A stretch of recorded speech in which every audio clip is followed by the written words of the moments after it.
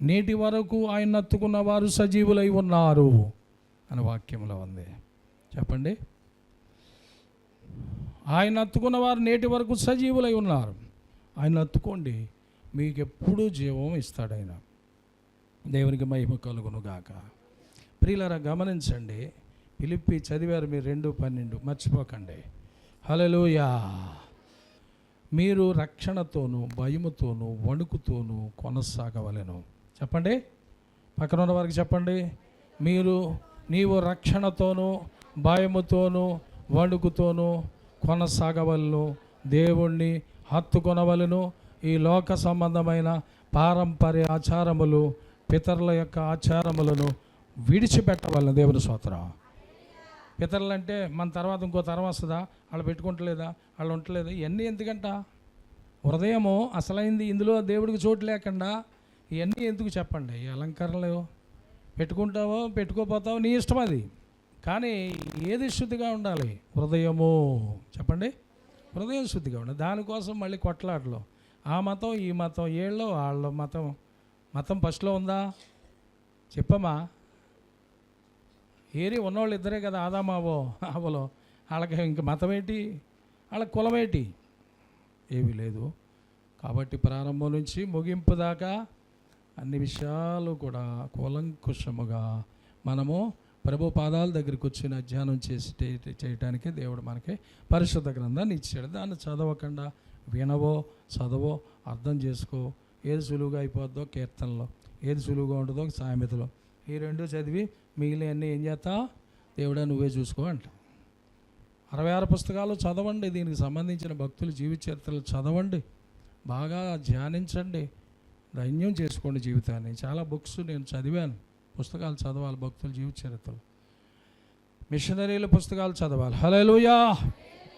కాబట్టి గమనించండి ప్రియులారా, కీర్తనలో కూడా రాయబడి ఉంది ఎలాగ ఆయన్ని మనం సేవించాలి, మన జీవితం ఎలా కొనసాగించాలి ఆయనతో. కీర్తనలో 2వ కీర్తన 11వ వచనంలో, భయభక్తులు కలిగి యెహోవాను సేవించుడి. భయభక్తులు కలిగి యెహోవాను సేవించుడి. అందరూ చెప్పండి, దేంతో సేవించాలి? సేవించరానండి బాబు, చేస్తున్నానండి బాబు, అందుకనే ఉపవాసంతో ఇక్కడికి వచ్చాం, మంచిదే. అయితే నీకేమి లేదు, భక్తి లేదు. రోజుకి 2-3 గంటలు ఆయనతో గడిపమ్మా. ఇవాళ ఉపవాసం కదా, సాయంత్రం కూడా నేను కొంతమంది చేతులు ఉంచి ప్రార్థన చేసినప్పుడు, హస్తనిక్షేపం చేసినప్పుడు మీకోసం నేను భారంగా కన్నీళ్లతో ప్రార్థన చేసి పంపుతూ ఉంటా. తైలం వేసి రక్తం వేసి పంపేటప్పుడు కొంతమందితో అంటారు, ఈ ఉపవాసము ఇప్పుడుతో అయిపోలేదు, సాయంత్రం కూడా కొనసాగించు అంటే రేపటి వరకు కొనసాగించు అమ్మా అని చెప్తాను, నాయనా అని చెప్తాను. బాబా ఎప్పటిదాకా కొనసాగించాలి? రేపటి వరకు, రేపు ఉదయం దాకా కొనసాగించాలి. తిండి మానేసి ఇవన్నీ మానేసి ఎలా ఉండగలదు నేను అని అనుకుంటున్నారేమో. ఉండొచ్చు, ఒకరోజు ఉండలేవా? ఉండగలవా లేదా చెప్పండి? ఒకరోజు ఉండగలవా లేదా? పోనీ ఉండలేరు అనుకో, పోనీ పేషెంట్ అనుకో, నేను చెప్పేది వినండి బాగా. వాక్యం చదువుతా, ప్రార్థన చేస్తా, వాక్యం చదువుతా, పాటలు పాడుకుంటా, సహవాసములో ఉండొచ్చా లేదా? అది ఆయన హత్తుకుంటామా కాదా? అది ఉపవాసం, నిజమైన ఉపవాసం. కడుపు కాల్చుకుని పాపం ఇబ్బందులు పడి మనం చేస్తున్నాం, ఆయన నీ భారం చూస్తున్నాడు, నీ ప్రయాస. అయితే దాంతోపాటు సహవాసము కావాలి. అసలు కన్ను రెప్పార్పకుండా నా దేవుడు ఈరోజు ఏం మాట్లాడతాడు, నా ప్రభు ఏం మాట్లాడతారు, నా తండ్రి గారు ఏం మాట్లాడతారు అని ఒక కన్నీళ్ళతోటి, ఒక పట్టుదలతోటి, ఒక భారంతో ఉంటుంది ఒక ఆత్మీయ బిడ్డ. దేవుని స్తోత్రం. వాళ్ళ పేరు జీవగ్రంథంలో రాయబడుతుంది. వాళ్ళకి ఆ వాక్యం వినటం ద్వారా మార్పు చెందుతారు. గొంగల పురుగు సీతాకోక చిలక వలె మారిందని చెప్పడానికి సైంటిస్టులు కనిపెట్టారో ఎవరు కనిపెట్టారో కానీ నిజంగా గొంగల పురుగు, ఓకే, గొంగల పురుగును చూస్తే అందరికీ అసహ్యం, ఎక్కడ చూసినా కనపడితే చెప్పుకాలతో తొక్కేస్తాం. కానీ దీని మీద అల్లాడుతూ ఇలా తిరిగేటువంటి ఆ సీతాకోక చిలకను కాలుతో తొక్కుతావా? ఈ పువ్వు కింద పాడేసి తొక్కేస్తున్నాను గొంగళ పురుగు అంటవా? చెప్పండి. ఇది గొంగళ పురుగులాగా మళ్ళీ మారలేదు. ఒకవేళ కింద పాడేసినా సీతాకోక చిలక నీకు కనపడదో, అది గాల్లో ఎగిరిపోద్ది. దేవుని స్తోత్రం. అలాగా గొంగళ పురుగు లాంటి నా జీవితం ఒకప్పుడు, అనంటే మీరు కూడా అనగలరా? గొంగళ పురుగు లాంటి నా జీవితం ఒకప్పుడు నా యేసయ్యను నమ్ముకున్నాక, నా ప్రభువుని హత్తుకున్నాక, నా ప్రభుకి లోబడి భయపడి జీవించడం మొదలుపెట్టాక, పంచభూతాలు కలగజేసిన ఆ దేవుడు నాకు దొరికాక, ఆకాశం మహాకాశం కలగజేసిన ఆ ప్రభువారు నాకు రక్షకుడు అయ్యాక, రక్షణతోనూ భయముతోనూ వణుకుతోనూ కొనసాగించాలని యాత్ర. చెప్పండమ్మా. ఉసూరుమంట చెప్తే నాకు నీరసం వచ్చి వెనక్కబడతాను. రక్షణతోనూ చెప్పమ్మా. సౌండ్ వస్తలేదేంటి అసలు? ఇంటికాడ కూడా ఇంతేనా? సైలెంటా?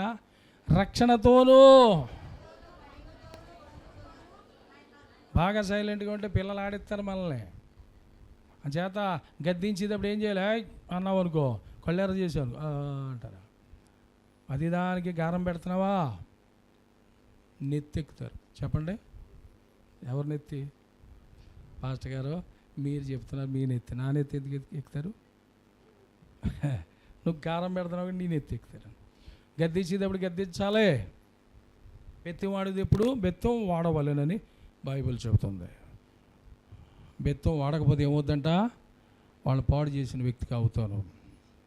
గద్దించాలి, బుద్ధి చెప్పాలి, సరిచేయాలి. దేవుని స్తోత్రం. ప్రియులారా, మీరు రక్షణ ఉందా? మీకు రక్షణ ఉందా? ఇందాకే చెప్పారు కదండి పాస్టర్ గారు, రాష్ట్రపతి గారి కంటే, ఉపరాష్ట్రపతి గారి కంటే, ప్రధానమంత్రి గారి కంటే, ముఖ్యమంత్రి గారి కంటే రక్షణ మనకే ఎక్కువ అని చెప్పారు కదా. నిజమా కదా? అది ఎవరికి? రక్షణతోనూ భయముతోనూ వణుకుతోనూ కొనసాగించే వారికి దేవుని యొక్క రక్షణ సంపూర్ణంగా ఉంటుంది. ఒక దేవదూత 185,000 మందిని చంపేశారు. మళ్ళీ పొద్దునకి లేవకుండా హతమార్చేసాడు దేవదూత. దేవుని స్తోత్రం.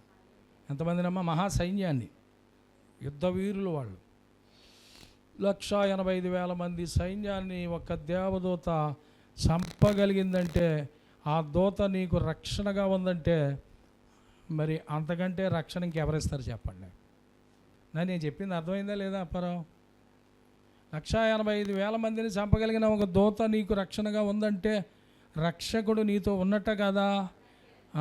అదండి. ఒక ఉపరాష్ట్రపతి గారికి 185,000 మంది ఎప్పుడు కూడా వస్తారా? రాష్ట్రపతి గారికి వస్తారా? ఎందుకు చెప్తున్నానంటే వాళ్ళని కించపరచడం కాదు.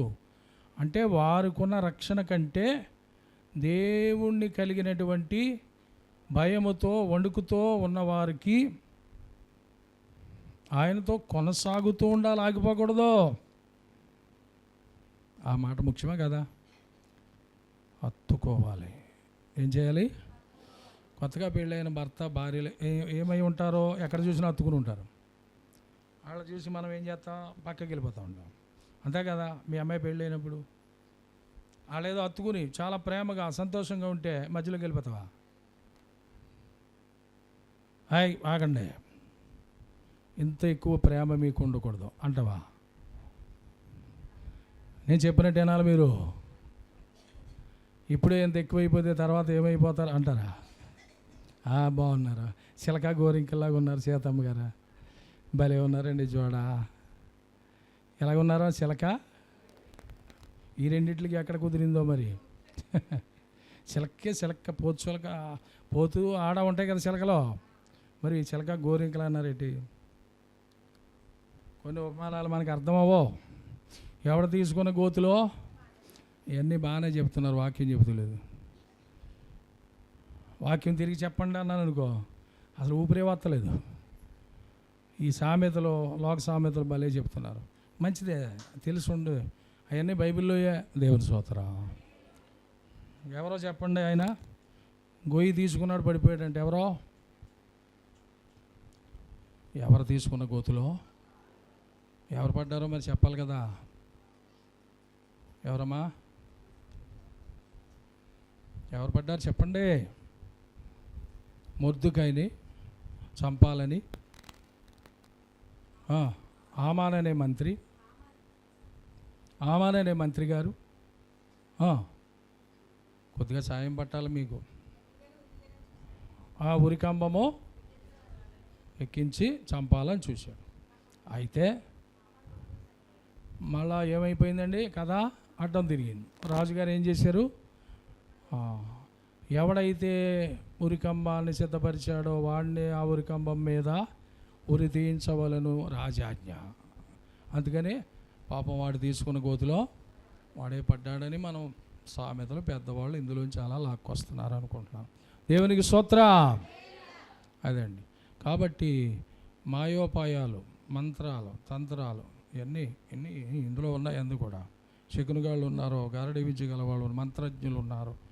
అమ్మా కన్నుగట్టు గిన్నెగట్టు అంటాం చూసారు, అన్నీ ఉన్నాయి ఇందులో. అన్ని శాస్త్రాలు ఉన్నాయి. ఆ శాస్త్రం కూడా ఉంది ఇందులో, అవునా కదా.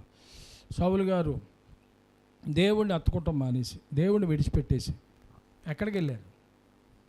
ఆయన వెళ్ళక్కలేదు, రాజు కాబట్టి పిలవనంపించారేమో. ఒకవేళ శకునుగాళ్లను, గారడి విద్య గలవారును, కర్ణ పిశాచాలు కలిగినటువంటి జ్ఞానము గలవారు తీసుకొచ్చారు, రమ్మని ఆజ్ఞాపించారంట.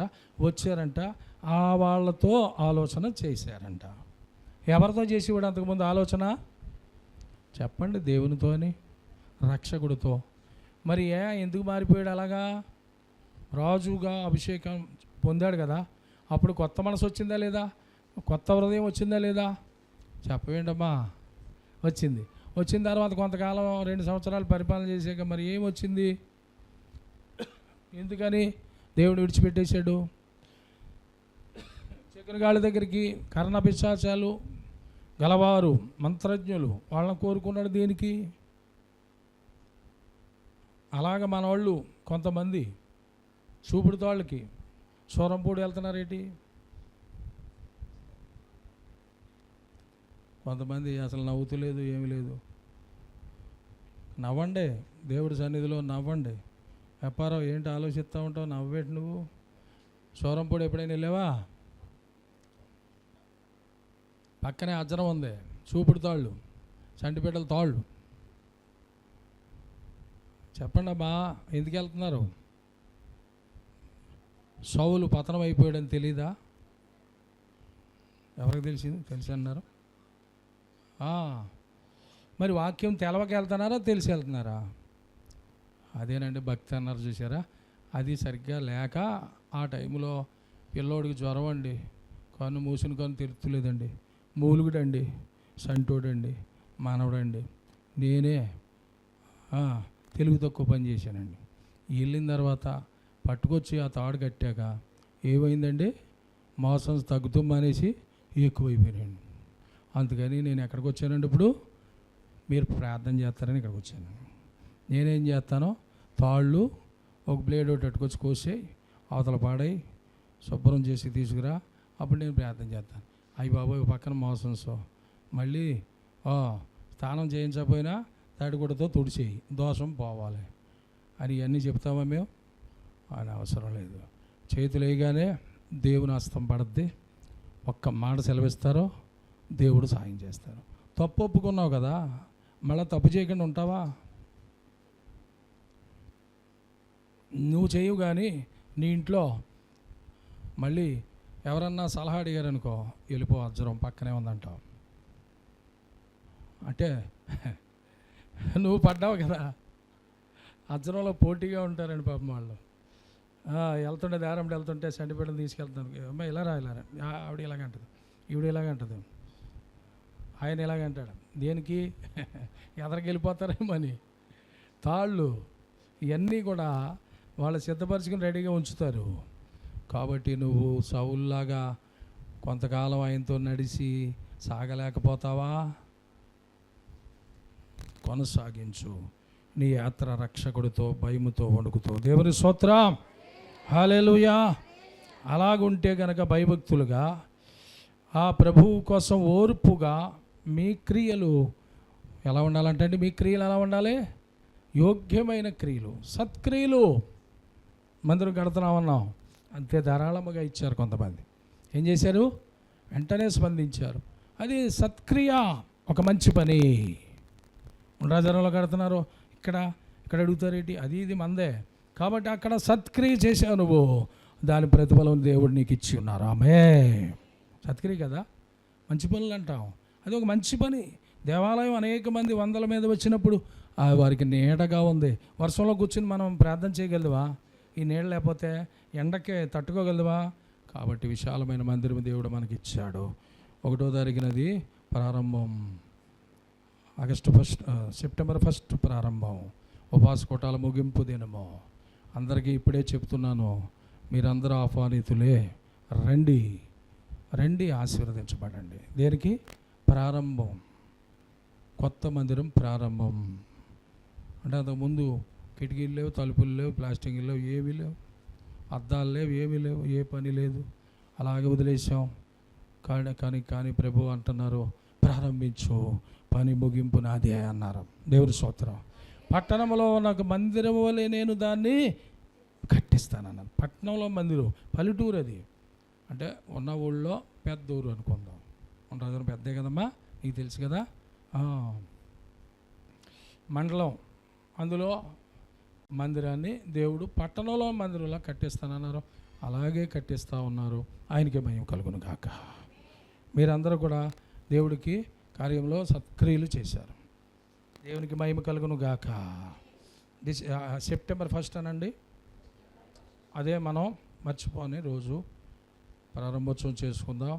ఉపవాసాలు ముగింపు రోజు, అంటే 31 దాకా ఇక్కడ ఉపవాసాలు జరుగుతాయి.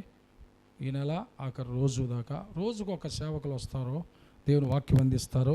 అమ్మా 10 రోజులు కూడా 10 మంది సేవకులు వస్తారు. 11 మంది 12 మంది కూడా రావచ్చు. దేవుని చిత్తాన్ని బట్టి వారికి ఉన్న సాక్ష్యాలు, వారికి ఉన్న దేవునితో వారి సహవాసం, వారి ఏర్పాట్లు, వాక్యము, సాక్ష్యం అన్నీ చెప్తారు, పాటలు పాడతారు, గణపరుస్తారు. 10 రోజులు అమ్మాయి పగల రాత్రి పాల్గొండి, కొనసాగండి, దీవించబడతారు. ఎవరికి భయపడాలి? మనం ఎవరికి లోపడాలి? ఎవరిని హత్తుకోవాలి? రక్షకుడు ఎవరు? యేసయ్య. ఎందుకని? యేసు అనే మాటకి రక్షకుడు అని అర్థం. ఇక వేరే చెప్పక్కర్లేదు. యేసు అనే మాటకి, క్రీస్తు అనే మాటకి అభిషక్తుడు అని అర్థం. ఆయన అభిషక్తుడు, పంపబడినవాడు, మెస్సయ అని అర్థం. దేవుని చేత పంపబడినవాడు, దేవుడే. ఆయనే దేవుడు కుమారుడుగా వచ్చారు. కారణం ఏంటంటే శరీరము కావాలి కనుక, రక్తమాంసాలు కావాలి కనుక ఆయన ఒక కన్యకను సిద్ధపరుచుకున్నారు. ఎవరు ఆ పేరు? కన్యక పేరు చెప్పట్లేదు. మరియమ్మ తల్లి, మరియమ్మ గారు పవిత్రురాలు. ఆమెని గర్భాన్ని ఆయన ఏం చేశాడు? ఆయన శక్తితో లోపలికి ప్రవేశించి శిశువుగా మారి బయటకు వచ్చారు. హల్లెలూయా. అంత అద్భుతమైనటువంటి తగ్గించుకున్నాడు. పరలోకం విడిచిపెట్టాడు ఆయన నీ కోసం, నా కోసం. ప్రాణం ఇచ్చాడు ఆయన నీ కోసం, నా కోసం. రక్తముద్ది చిందించాడు ఆయన. చివరి బొట్టు దాకా కూడా చనిపోయేదాకా ఆయన బలియాగాన్ని ఆయన ఏం చేశాడు? సంపూర్ణంగా సమర్పించుకున్నాడు. నువ్వు సంపూర్ణంగా నడుస్తావా ఆయన కోసం? సంపూర్ణంగా భక్తి చేస్తావా? ఇందాక కాబట్టి పూర్ణ హృదయముతో, పూర్ణ మనసుతో చదివారే, అది చేస్తున్నామా మనం? లేదు.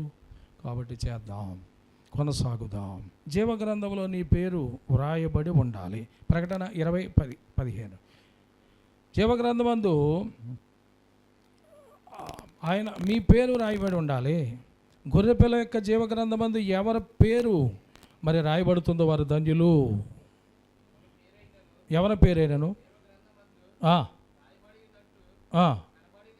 కనబడని ఎడల వాడు అగ్నిగుండములో. అమ్మా అందరూ చెప్పండి. జీవగ్రంథమందు ఎవని పేరు వ్రాయబడనట్లు కనబడని ఎడల, అమ్మా ఎవరి పేరు రాయబడలేదో, కనబడలేదో వాడు అగ్నిగుండములో పడవేయబడును. పలానా రిజర్వేషన్ ఉంది, పలానా వాళ్ళు తప్ప అని ఉందా? వీళ్ళు తప్ప, క్రైస్తవులు తప్ప, లేకపోతే ముస్లింలు తప్ప అని ఉందా? ఏమీ లేదు. ఎవరి పేరు జీవ గ్రంథమందు వ్రాయబడని ఎడల వ్రాయబడలేదో అని అర్థం. వారు ఏమవుతారు? అగ్నిగుండములో పడుదురు. ఎక్కడుంది అగ్నిగుండం? ఏమా ఎక్కడుంది అగ్నిగుండాలు? ఎక్కడున్నాయి? అప్పుడప్పుడు తొక్కుతున్నారు కదా, ఆరిపోతున్నాయి కదా. అదిగా నిత్యము యుగయుగాలు కింద పాతాళము, కింద పాతాళములో ఒక శిక్ష అగ్నిగుండములు, ఒక శిక్ష నూనె మరిగిపోతూ ఉంటుందంట, అందులో పడతాం. ఒక ఊబి, ఏ ఊబి అది ఏదో ఊబిలాగా ఉంటుంది, చల్లగా ఏదో ఊబిలాగా అనిపిస్తుంది. అలాగ తిన్నగాయలు అందులో పడతారు. ఆ ఊబిలో కూరిగిపోతాం. ఇక పైకి రారు, కిందకి రారు. ఏమండి అప్పుడు శరీరం ఉంటుందా? మట్టి శరీరం, మట్టిలోకి పెట్టేశారు కదా అంటే మళ్ళీ శరీరం వస్తుందంట. అప్పుడు ఎప్పుడైతే వీడు పాపం చేశాడో, జీవగ్రంథమందు ఆయన పేరు రాయబడలేదో, అప్పుడు ఏమవుద్దంట? అప్పుడు ఏమవుతుంది? మళ్ళీ శరీరం వస్తుంది. శరీరం వచ్చి ఈ ఆత్మని శరీరము కలిసిపోతాయి. కలిసి ఒకేసారి ఈ ప్రాణం ఏమవుద్ది? పైనుంచి భూమి కింద అగాధంలోకి పరిశుద్ధులు పైకి వెళ్ళిపోతూ ఉంటారు. దేవదూతల్లో చనిపోయినప్పుడు తీసుకెళ్తారు ఆత్మని. ఇక్కడ మాత్రం కిందకు పడిపోతూ ఉంటారు. కింద తిన్నగైలు అగ్నిగుండంలో పడతారు, ఆ ఊవిలో పడతారు, ఆ మరుగుతున్న నూనెలో పడతారు, కాలిపోతూ ఉంటారు, మరిగిపోతూ ఉంటారు. ఎప్పుడు ఎన్నాళ్ళు? ఒక గంట 5 నిమిషాల చెయ్యి ఇందులో పెడితే అమ్మో అని అగ్ని పొయ్యి అంటించేవారు, లేదా గ్యాస్ దగ్గర కాలుతున్నారు. గమని ఇలా చూస్తా, అమ్మో అని తీసుకుంటాకుందా? ఉందా? తప్పకుండా. కాబట్టి పాపులు అగ్నిగుండంలో పడుదురు, పరిశుద్ధులు దేవుని దూతల చేత ఎత్తబడుదురు. కాబట్టి ఎవడు ఆయన మాట విని ఆయన నత్తుకుని భయంతో వణుకుతో ఏం కొనసాగించాలంటే రక్షణతో మనం కొనసాగించాలి. అలా కొనసాగించబడినప్పుడు మాత్రమే యేసుక్రీస్తు దినం వరకు దాన్ని కొనసాగించుకుంటే, ఓర్పుతో ఉంటే, ప్రియులరా సర్వభూజనులు కూడా ఆయన సన్నిధిని వణకవలసిందే. వణకనంటే కుదరదు. ఆయన ఈరోజు తారీఖు ఏంటండి? 18వ తారీఖు ఆగస్టు నెల 2025 సంవత్సరం. ఇన్నేళ్ళు అయింది ఆయన భూమి మీదకి వచ్చి. ఆయన పుట్టిన తారీఖు రోజు నుంచి తారీఖు వచ్చింది. అంతకుముందు లేదా క్రీస్తు పూర్వం, క్రీస్తు శకం, అంతే. కాబట్టి ఈ యుగమందైనా, రాబో యుగమందైనా, ఏ యుగమందైనా, తరతరాలైనా, యుగయుగాలైనా జగజగాల్లో ఉండే దేవుడు ఎవరండి? అది తరతరాలలో, యుగయుగాలలో, జగజగాలలో దేవుడు యేసే దేవుడు. తరతరాలలో, యుగయుగాలలో, జగజగాలలో దేవుడు యేసే దేవుడు. భూమిని పుట్టింపక మునుపు, మనిషికి రూపము లేనప్పుడు, మనిషికి దేవుడు యేసే దేవుడు. భూమికి పునాది లేనప్పుడు, మనిషికి రూపం లేనప్పుడు, భూమిలో నుంచి భూమిని చేసి, భూమిలో ఉన్న కొంత మట్టిని తీసి మనిషిని చేసిన దేవుడు ఎవరో తెలుసుకోవాలి. దేవుని స్తోత్రం. మనం మట్టే కదా, అందరూ అంటారు, అన్ని మతాల వారు అందరూ అంటారు కదా, మట్టే కదా. మతాలు ఎక్కడి నుంచి వచ్చినాయి? మట్టిలో నుంచి వచ్చినాయి కాదంటారు ఎవరైనా? చెప్పమ్మా, మతాలు ఎక్కడి నుంచి వచ్చినాయి? మన దేశంలోనే ఉన్నాయా? ఇంకెక్కడైనా ఉన్నాయా? ఎక్కడా లేవు. మతాలు ఎందుకు? ఆ మతాలు మాయలోకం చేరుస్తాయి. మాయలోకం ఎవరండి? మాయలోడు ఎవరండి? మాయలోడు ఎవరమ్మా? శనీశ్వరుడు అంటారా మీరు? అపవాది సాతాను అంటారా? వాడు నిన్ను మాయ చేసి మాయలోకం తీసుకుపోతాడు. అంత మాయలో పడిపోయి మట్టి మనుషులు, మర మనుషుల కంటే హీనముగా తయారైపోతున్నారు. మర మనుషులు అంటే ఎవరో తెలుసు కదా, మనిషిని చేసిన మనుషులు చేసిన మనుషులు ఏమంటారు, రెయిన్బోసా చూడండి. వాళ్ళ సముద్రం కిందకి వెళ్ళిపోతారు. సముద్రం కిందకంటా వెళ్ళిపోయి ఏం చేస్తారు వాళ్ళు, సముద్రములో ఆ రెయిన్బోస్ ఏం చేస్తారండి, లోపల చమురు ఎక్కడ ఉంది, లోపల ఏది ఎక్కడ ఉంది కనుక్కుంటారు. మనుషులు కూడా వెళ్ళేవారు, మనుషులు కూడా వెళ్తున్నారు. అనేక రకాలుగా మనుషులు తయారు చేశాడు. దేవుడేమో మనుషులను చేశాడు, మనుషులేమో చెప్పండి, దేవుడు మనుషులను చేశాడు మట్టితో. మనం ఏం చేసాం, మనుషులు చేసాం. ప్రాణం లేదు వాళ్ళకి, కానీ అవునా కదా, ఏమంటారు వాటిని, రెయిన్బోస్ అంటారు కదా. వాళ్ళ చాలా పనులు చేస్తున్నారు వాళ్ళు, మనం తయారు చేసిన మనుషులు. కానీ జీవం పోయలేకపోతున్నాం. జీవం పోతే ఇంకా ఆయనకి మనకి తేడా ఏముంది? ఏమా ఆయుష్ ఏమన్నా గ్యారంటీ ఉంది ఎవరికైనా? ఆయుష్ ఎవరికీ గ్యారంటీ లేదు. ఎంత కోటీశ్వరుడైనా రా అంటే వెళ్ళాలా వద్దా? పెళ్ళి అయ్యేదాకా ఉంటాను. మా మనవరాలు పెద్ద పెళ్ళి అయ్యేదాకా అయినా కాళ్ళు కడిగేదాకా ఉండండి అంటారా? అంటారు కొన్నిట్లో బాప్తిసం తీసుకోవడానికి. మా రక్షణ పొందు, రక్షకుని స్వీకరించంటే లోపల సంవత్సరాలు అయిపోయినా సరే లోపల ఒక మాట లోపల ఒకటి పెట్టేసుకున్నానండి. ఏంటి పెట్టేసుకున్నావు? పెద్ద మనవరాలు పెళ్ళి అయ్యాకండి అంటే కూతురు పెళ్ళికి చెప్పింది, నేను ఇది అయిపోయినా ఉండాలి. అది అయిపోయిన తర్వాత మళ్ళీ ఈవిడ పెద్దది అయిపోయింది, మళ్ళీ ఆవిడకి పిల్ల పుట్టింది, మళ్ళీ ఆవిడ పెళ్ళి, ఈ లోపల ఈవిడికి పళ్ళు ఊడిపోయినాయి. నవ్వు రావట్లేదా? పళ్ళు ఊడిపోయినాయి ఎవరికే? అప్పుడు బాప్తిసం కావాలని అనుకుంటుంది, ఈ లోపల ప్రభు దేవుడే రమ్మన్నారు. వాళ్ళని రమ్మంటారు, వీళ్ళని రమ్మంటారు. అంటే శరీరాన్ని విడిచిపెట్టి ఆజ్ఞ అయిపోయింది. కాబట్టి అందరికీ ఆధారభూతుడు, ఆది సంభూతుడు, ఆధారము ఆయనే.